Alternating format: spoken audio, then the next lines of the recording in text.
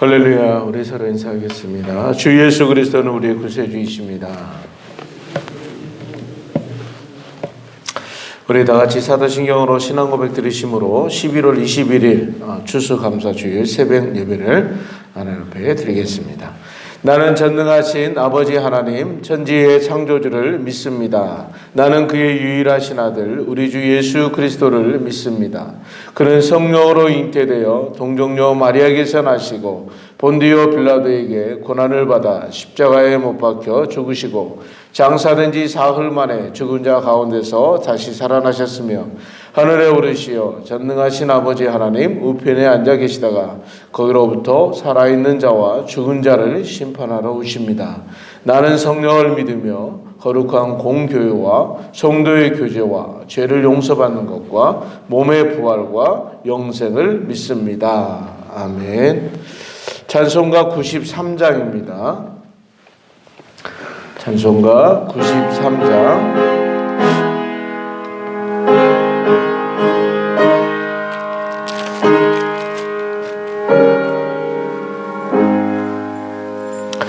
예수는 나의 힘이요 내 생명 되시네.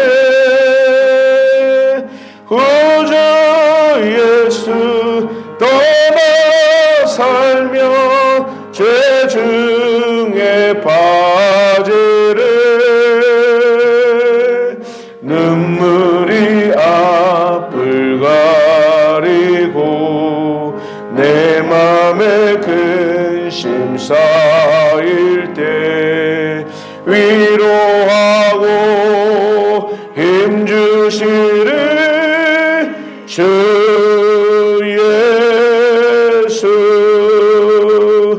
예수는 나의 힘이요 내 친구 되시네. 은혜를 간구하며 풍성히 받으래. 햇빛과 비를 주시니 주수할 곡식만 도다. 귀한 열매 주시는 주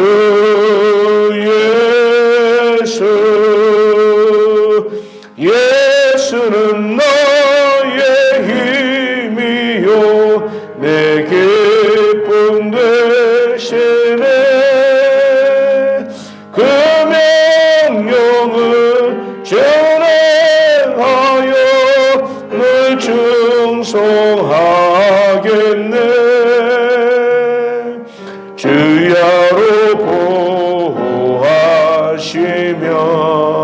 바른 길 가게 하시니 의지하고 따라가네. 주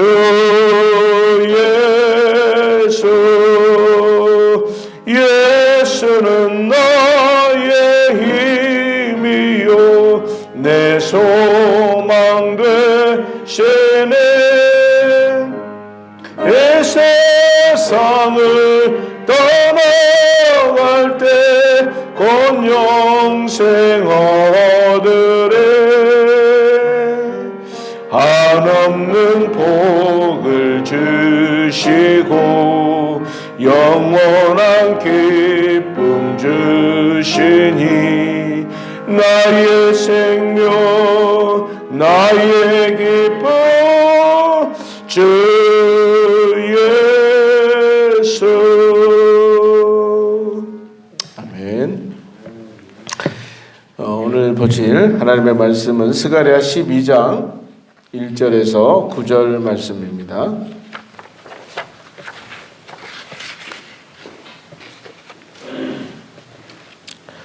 한 절씩 교독합니다.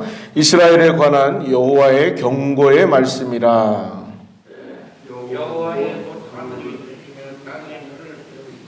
여호와의 곧 하늘을 펴시며 땅에 터를 세우시며 사람 안에 심령을 지으신 이가 이르시되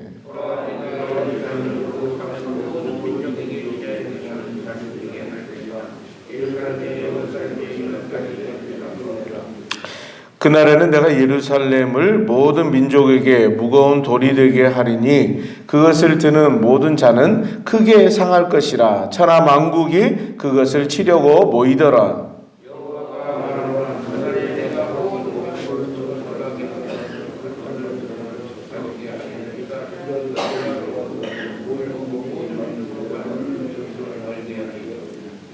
유다의 우두머리들이 마음속에 이르기를 예루살렘 주민이 그들의 하나님 만군의 여호와로 말미암아 힘을 얻었다 할지라.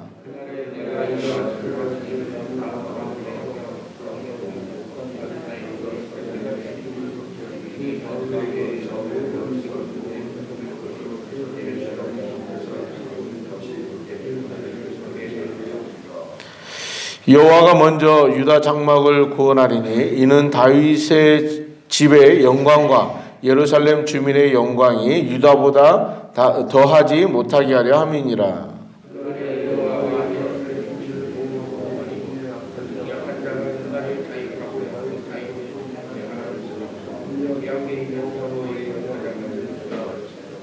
같이 읽겠습니다.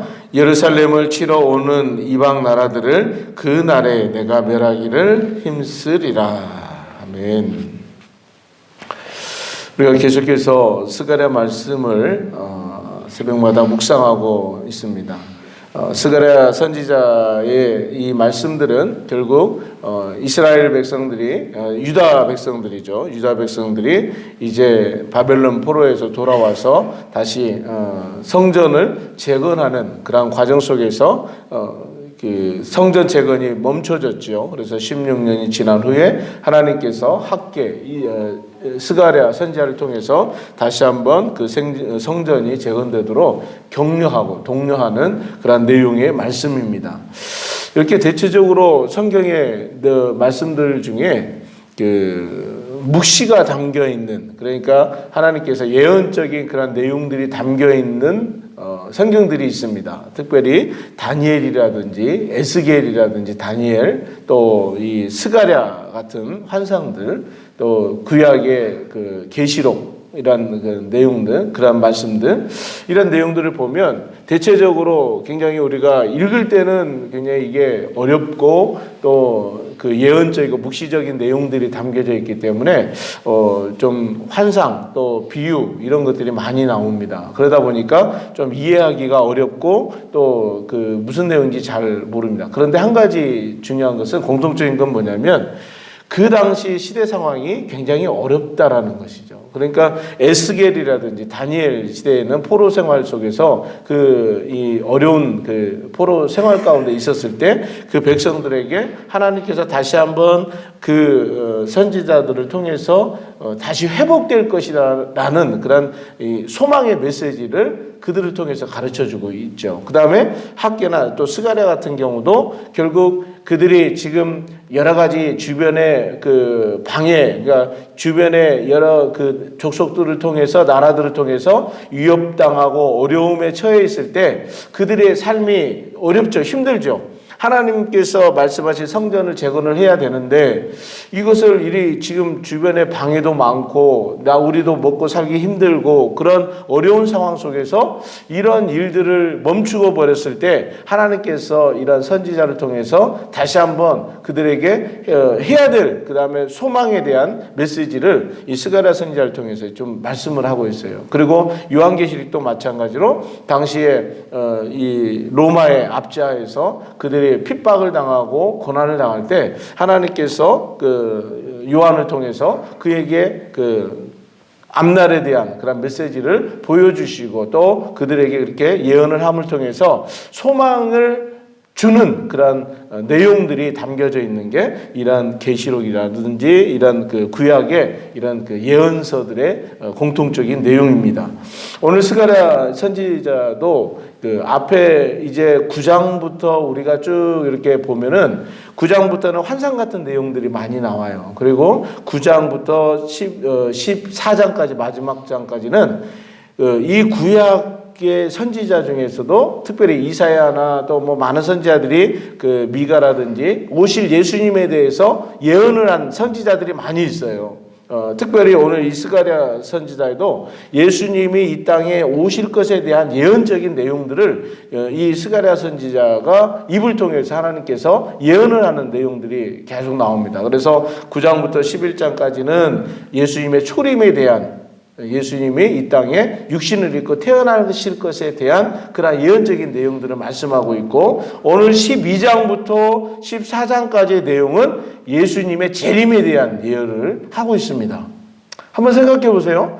구약의 선지자가 예수님이 오실 것에 대한 것을 예언하는 것은 당연히 이해가 돼요. 근데 예수님이 다시 오실 재림에 대한 사건을 이 메시지에 예언적으로 하고 있다는 것은 굉장히 메시지가 중요한 것임을, 또 우리에게 얼마나 이 메시지가 심도 있다라는 것을 또 우리가 살펴볼 수가 있다라는 것입니다. 그래서 우리가 그런 관점을 가지고 이 스가랴 선지자를 이렇게 선지서의 말씀을 우리가 좀 더 이렇게 심도 있게 묵상을 하면 여러분들 묵상하시는데 굉장히 도움이 되리라고 생각합니다.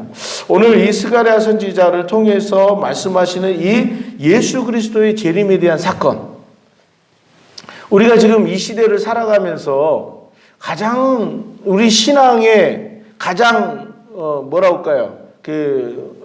중점을 둬야 될 부분은 뭐냐면 바로 다시 오실 예수님을 기다린다는 거예요. 우리가 지금 이 시대를 살아가면서 우리는 다시 오실 예수님을 기다려야 된다는 거예요.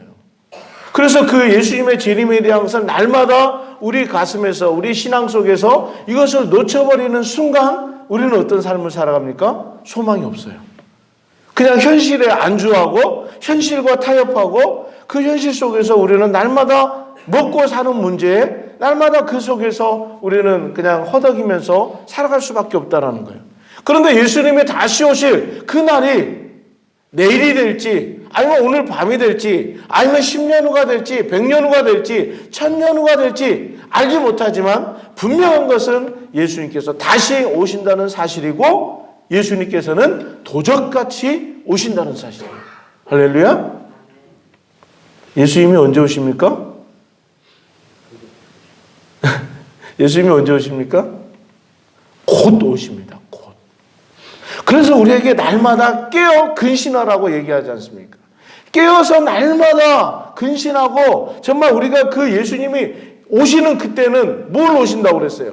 처음에 오신 예수님은 우리를 죄에서 구원하시기 위해서 그분은 우리에게 복음을 전해 주시고 그 생명을 주시기 위해서 오셨지만, 다시 오실 예수님은 심판의 주로 오신다고 그랬습니다.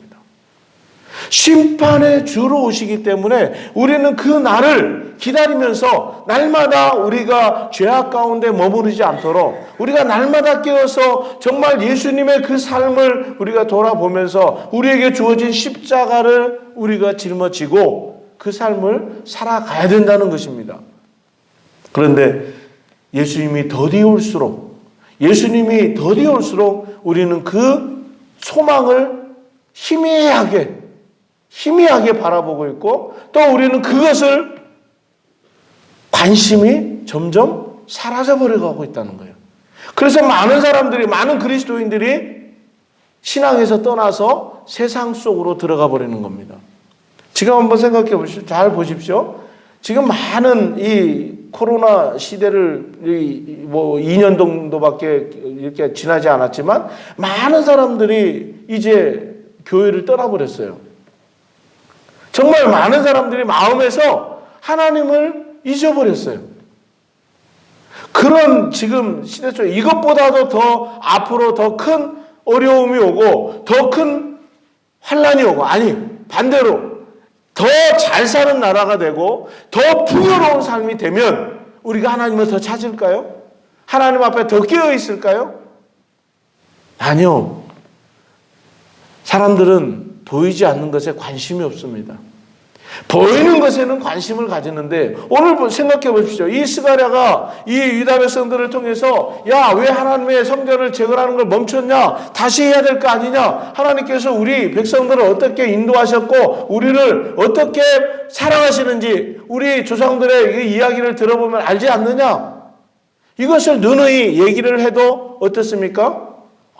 그 조상들은 하나님의 살아계셔서 막 그 홍해를 가르시고 뭐 먹을 것을 내려주시고 병든 자들을 막 고쳐주시고 뭔가 막 이웃들의 그 적들로부터 보호해주시고 이런 것을 눈으로 보았으니까 그때는 막 하나님의 살아계심이 느껴지지만 이 백성들은 어떻습니까? 이제 뭐 하나님이 우리를 사랑하시는가? 우리의 지금 이 어려운 현실 속에서 우리에게 먹을 것을 주시나 또 우리를 평안하게 해주시나 우리의 삶이 뭔가 풍요로워져야 되는데 그러지 못하니까 하나님을 바라보기보다는 지금 현실에 안주해서 내가 먹고 사는 문제가 더 급한다는 거예요. 하나님을 생각하고 바라볼 겨를이 없어져 버린 겁니다. 그러니 성전보다는 뭐가 중요합니까?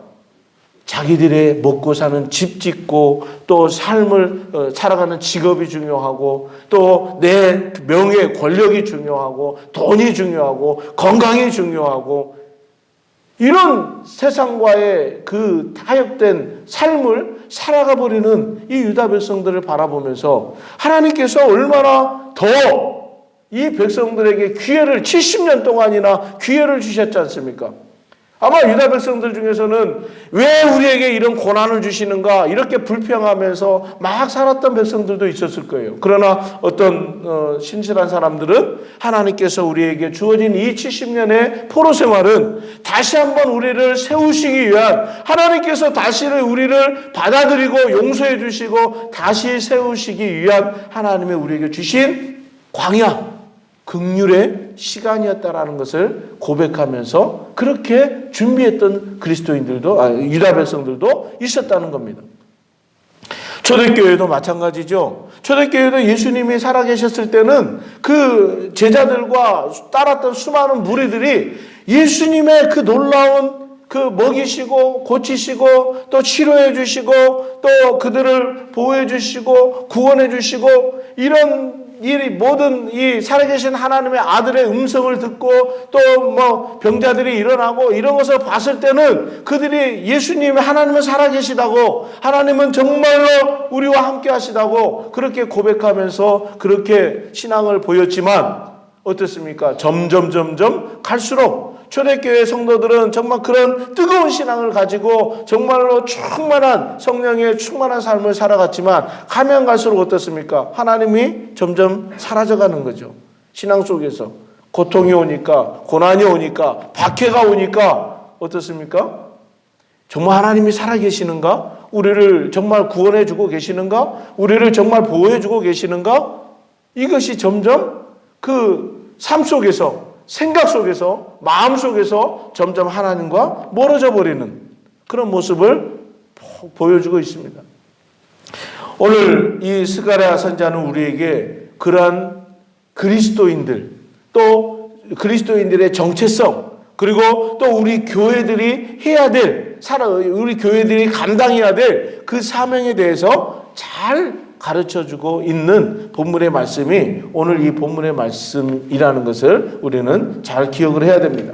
오늘 1절에 보니까 뭐라고 얘기하냐면 이스라엘에 관한 여호와의 경고의 말씀이라 여호와 곧 하늘을 펴시며 땅에 터를 세우시며 사람 안에 심령을 지으시니가 이르시되 우리는 이 1절의 한 절의 말씀을 통해서 놀라운 것을 놀랍지도 않죠. 하나님은 어떤 분이신가? 하늘을 펴시고 땅에 터를 세우시고 사람 안에 심령을 지으시고 여러분들 하늘과 땅과 우리 사람들을 보면서 정말 하나님이 이 모든 것을 창조하셨다라는 것 우리는 그것을 너무 당연시 생각해요. 하늘은 하늘, 땅은 땅, 사람들은 있었고 이게 그냥 오래전부터 뭔가에 의해서 그냥 있었다고만 생각을 해요. 당연히 있었지 않았는가라는 그런 생각들을 가지고 살아가요. 그러나 이 하늘과 땅과 모든 우리 인생들을 만드신 분이 하나님이시라는 사실, 우리의 창조주가 하나님이시라는 사실을 분명히 기억하시기를 바랍니다. 하나님은 모든 것을 창조하신 분이에요. 그 창조하신 하나님께서 사람의 심령도 지으셨다라는 거예요. 우리의 보이지 않는 영, 우리의 그 마음, 생각까지도 하나님은 창조하신 분이라는 거예요. 그 하나님은 분명히 살아서 역사하시고 지금도 우리 가운데 함께 하시다는 사실을 여러분들 믿으시기를 바랍니다. 근데 하나님 마음에 두기를 싫어하고 하나님이 어디 있느냐고 조롱하고 그러한 믿지 않는 그 불신앙의 모습들이 얼마나 많은지, 예수님 당시에도 가장 하나님을 잘 섬겼던 사람들이 대제사장이나 당시의 바리새인이나 서기관들이었어요. 그들은 백성들보다도 더 하나님을 열심히 섬기고 더 하나님에 대한 그 신앙이 어떻게 보면은 가장 견고한 사람들이었죠. 그런데 왜 예수님을 적대시했을까요? 왜 예수님을 핍박하는 일에 가장 앞장서고 예수님을 십자가에 못 박는 일에 가장 주동을 했던 사람들이 그 당시에 대제사장들이고 또 종교 지도자들인 바리새인과 서기관들이었다는 거예요. 그들이 예수님을 십자가에 못 박도록 내어주었다라는 거예요. 왜 그랬을까요? 바로 그들은 형식적으로 그들의 삶 가운데 보이지 않는 하나님을 바라본 것이 아니라 보이는 하나님만을 그들은 추구했다는 거예요. 보이는 하나님. 잘 들으셔야 돼요. 보이는 하나님. 보이는 하나님이 뭘까요? 바로 돈이에요. 건강이에요. 명예와 권력이에요. 우리 눈에 보이는 하나님들이 얼마나 많은지 몰라요. 우리가 그것을 잡고 살아가고 있지 않습니까? 지금 이 유대 지도자들도 그런 모습이에요, 지금.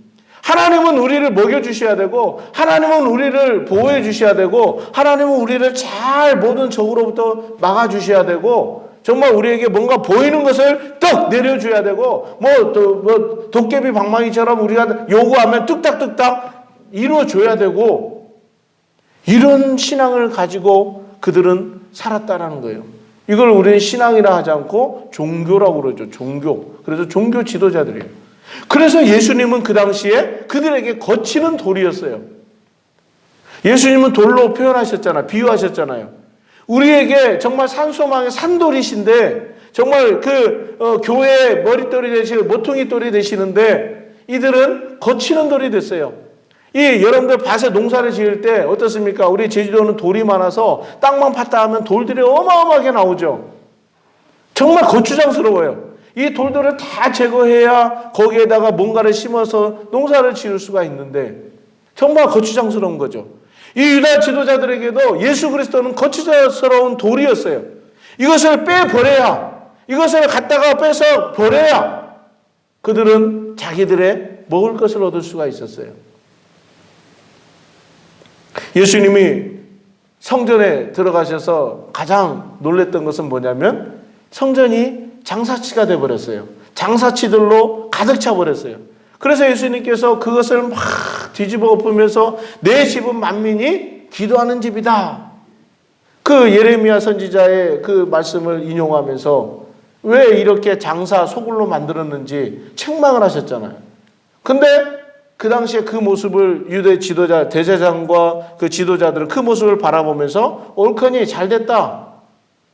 왜? 자기들의 가장 위협적인 그 지금 거치는 모습을 지금 예수님이 하셨다는 거예요. 왜냐하면 그들은 그렇게 해야만이 거기서 나오는 성전세라든지 그들이 거기서 또 장사를 해서 내는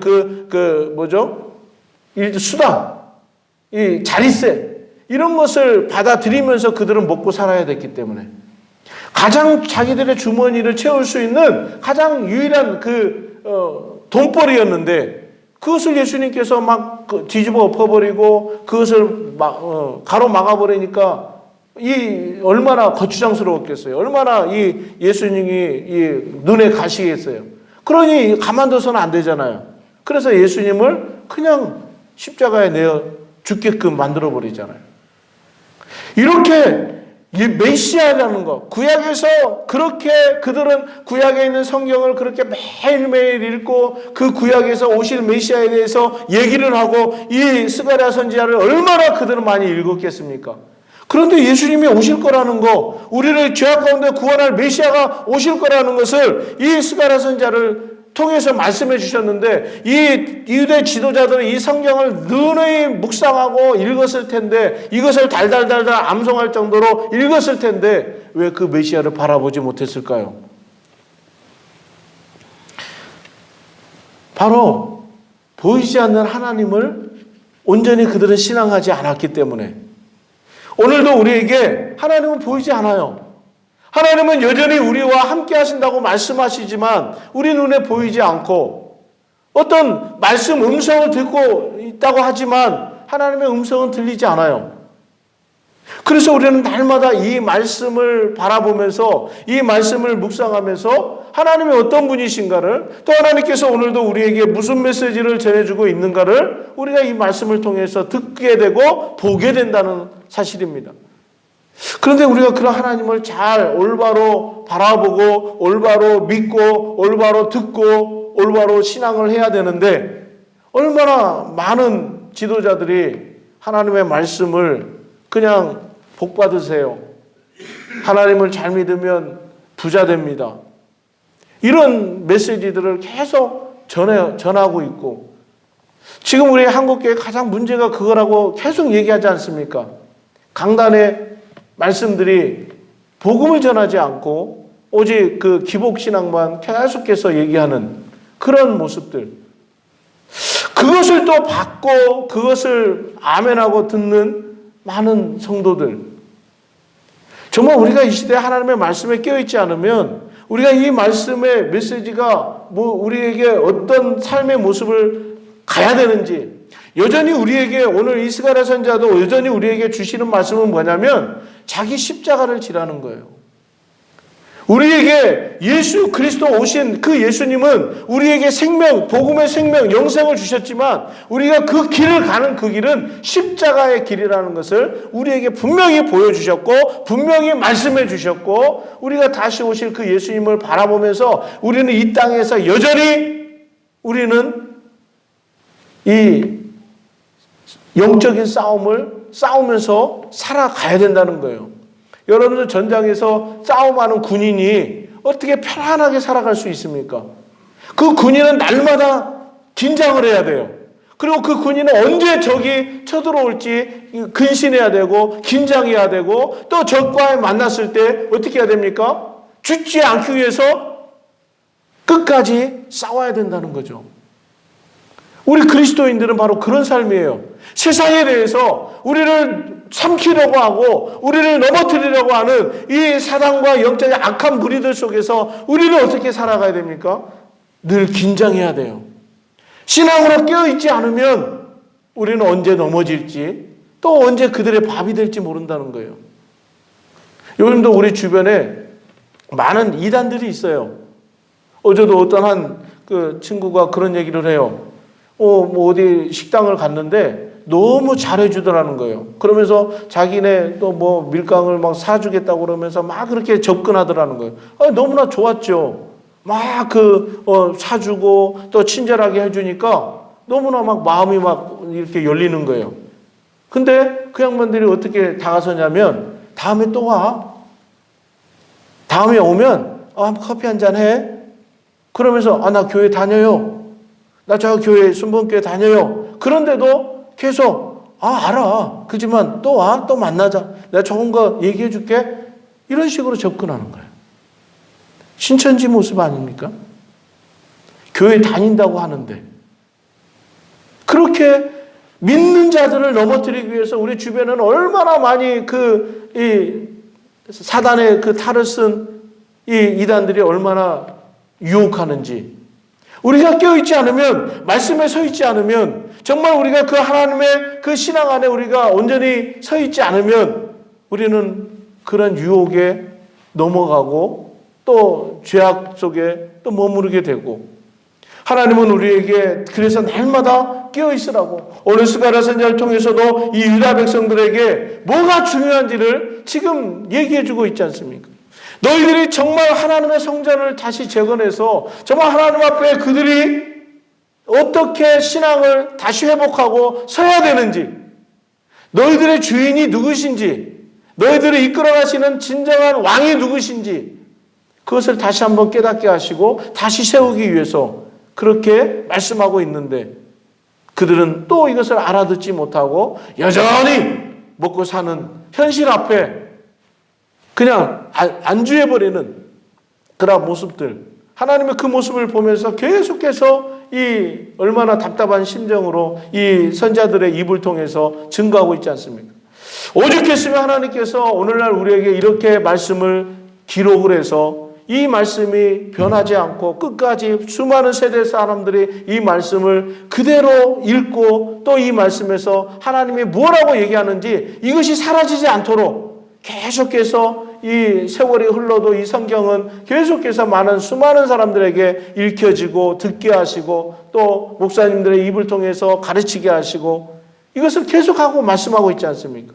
우리는 이 말씀들을 그냥 하루에 오늘 이 본문 듣고 끝나는 것이 아니라 이 본문 오늘 말씀 듣고 그냥 은혜 받고 그냥 끝나는 것이 아니라 이 말씀을 내 삶에 녹아내려야 돼요. 이 말씀들이 내 삶에 녹아 있어야 돼요. 그래서 이 말씀들이 내 삶 속에서 그대로 드러나도록 저도 부단히 이렇습니다. 이 말씀 붙들고 어제도 선한 목자 그 말씀을 붙들고 또 오늘도 우리에게 주신 이 말씀들을 붙들고 천지의 창조주 되신 하나님만을 오늘도 우리가 바라보면서 모든 순간순간마다 몇 시간마다 하나님이 우리에게 어떤 분이신가를 나와 지금도 동행하시고 지금도 불꽃 같은 눈동자로 우리를 지켜보고 계시는 그 하나님 앞에 내가 어떻게 살아가야 되는가 여전히 고민하고 기도하고 또 살아내도록 열심히 살아가는 겁니다. 오늘 하루도 이제 오늘 추수감사절을 맞이하는 주일입니다. 우리가 1년 동안 농사를 열심히 지어서 하나님 앞에 이렇게 감사하고 또 이렇게 하는 것도 중요하지만 오늘 또 우리가 새가족 초청잔치를 통해서 영적인 추수도 오늘 우리가 주님 앞에 기쁨으로 드려야 되고 오늘도 주님 앞에 우리의 삶을 또 드릴 수 있는 그런 정말 기쁨의 감사절이 될 수 있도록 감사 예배가 될 수 있도록 오늘 이 새벽에도 함께 기도하시고 오늘 모든 성도들이 기쁨으로 오늘 추수감사절을 하나님 앞에 살아계신 하나님 앞에 드릴 수 있는 귀한 복된 주일이 될 수 있도록 주님의 이름으로 우리 모든 성도님들 축복하고 또 기도하기를 원합니다. 하나님 아버지 감사합니다. 오늘 이 추수감사절 새벽에 주님 앞에 나와 먼저 감사하는 우리 성도들의 기도를 들어주시고 오늘도 이 말씀을 주신 말씀대로 우리가 하나님이 살아계시며 우리의 창조주가 되시고 그리고 우리를 죄악 가운데서 구원하시기 위해서 그 아들 독생자 예수 그리스도를 보내주시며 또 예수 그리스도께서 다시 오실 그 날을 재림의 주를 우리가 날마다 바라보면서 소망하며 살아가며 또 이 땅의 영적인 싸움 다 싸우고 승리의 삶을 살아갈 수 있도록 도와주시옵소서. 오늘도 그런 삶 속에 이 아침에 기도하는 모든 기도를 들어 응답하여 주시고 오늘 드려지는 모든 예배 시간마다 또 말씀을 선포하시는 담임 목사의 입술을 성령의 기름 부어 주시옵시고 또 아버지 하나 함께하는 우리 모든 성도들의 오늘 예배 가운데 하나님 기쁘게 받으시고 또 오늘 하나님의 귀한 준비된 귀한 복들을 또 허락하여 주시옵소서. 감사하며 예수님의 이름으로 기도드립니다. 아멘. 하늘에 계신 우리 아버지의 이름을 거룩하게 하시며 아버지의 나라가 오게 하시며 아버지의 뜻이 하늘에서와 같이 땅에서도 이루어지게 하소서. 오늘 우리에게 일용할 양식을 주시고 우리가 우리에게 잘못한 사람을 용서하여 준 것 같이 우리 죄를 용서하여 주시고 우리를 시험에 빠지지 않게 하시고 악에서 구하소서. 나라와 권능과 영광이 영원히 아버지의 것입니다. 아멘. 오늘 말씀 붙들고 우리 주여 세번에 기도합니다. 주여 아버지 하나님 오늘도 하나님 살아계십니다. 오늘도 아버지 하나님 우리의 창조주가 되십니다.